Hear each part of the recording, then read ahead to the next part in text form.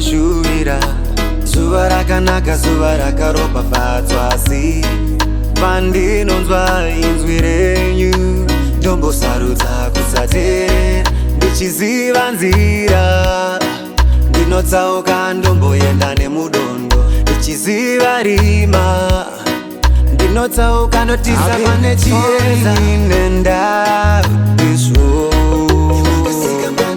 I'm trying hard to find a way. Asi ndauya, ndauya, ndauya, asizwa ndiri ndauya, ndauya, ndauya.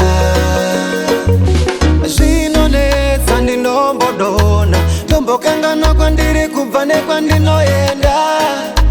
Ndiri munhu wenyama, dzimwe nguva ndomboyevedzwa nezvisina maturo.